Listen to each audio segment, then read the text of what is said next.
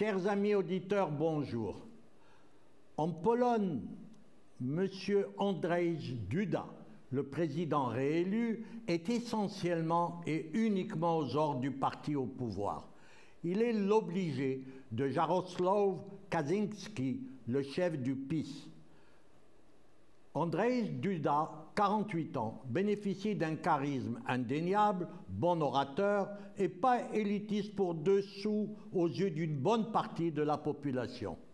Mais, contrairement aux apparences, le scrutin du dimanche 12 juillet dernier n'a pas été perçu comme le second tour d'une élection présidentielle classique, mais comme un référendum pour ou contre la révolution conservatrice menée depuis 5 ans par le véritable homme fort du pays, Jarosław Kaczyński. À 71 ans, ce dernier, frère jumeau de l'ancien président, mort dans un accident d'avion en Russie. Bien que simple député et chef de la majorité, il tire les ficelles de toutes les décisions stratégiques prises au plus haut sommet de l'État. L'enjeu du vote a dépassé le simple affrontement, très serré par ailleurs, entre Andrzej Duda et son rival libéral Rafał Trzaskowski. En réalité, il s'agit de donner les pleins pouvoirs à Jarosław Kaczyński pour qu'il achève en Pologne son projet de démocratie illibérale, au relent autoritaire inspiré par celui mis en place par le voisin hongrois. Andrzej Duda, en dépit de sa fonction, fait office de figurant dans une pièce dont il ne maîtrise ni le scénario ni la mise en scène.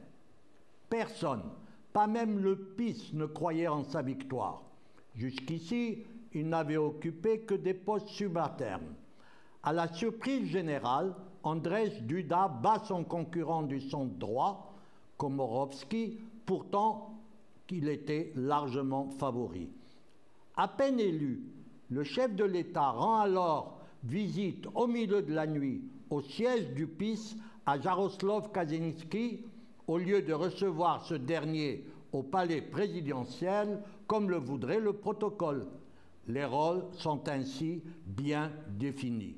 L'actuel chef de l'État n'est jamais parvenu à imprimer sa marque dans la politique de la majorité, se contentant d'apposer sa signature sur des lois votées au forceps par la majorité et d'avaliser nombre de nominations controversées, dont celles qui remettent en cause l'indépendance de la justice.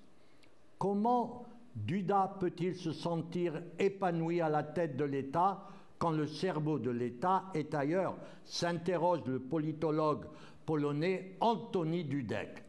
À l'été 2017, toutefois, le chef de l'État avait paru se cabrer, à la surprise générale et à la grande fureur de son mentor Andrzej Duda, met 2 vétos sur 2 lois phares restreignant l'indépendance de la justice. Dispositions qui, hélas, passeront par la suite.